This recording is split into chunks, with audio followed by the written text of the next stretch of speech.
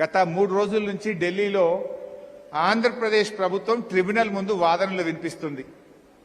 ఆ కృష్ణా నదిలో నీళ్ల పంపకం మీద మొన్నటిదాకా మన ఇంజనీర్లు మన లాయర్లు వాదించారు. ఇప్పుడు ఆంధ్రప్రదేశ్ వాదిస్తున్నది.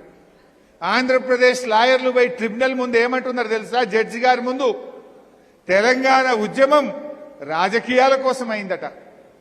తెలంగాణ ఉద్యమం నీళ్ల కోసం కాదు.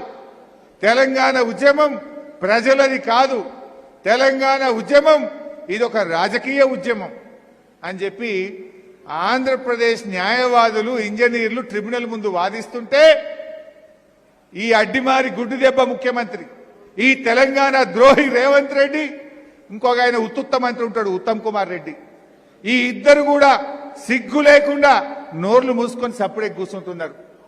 3 రోజుల నుంచి తెలంగాణ ఉద్యమాన్ని కించపరిచే విధంగా ఆంధ్రప్రదేశ్ ట్రిబ్యునల్ ముందు వాదనలు వినిపిస్తుంది. అంటే ఇవాళ అమరుల త్యాగాలు ఉత్తయేనా? లక్షలాది కోట్లాది మంది తెలంగాణ ప్రజల పోరాటం ఉత్తదేనా?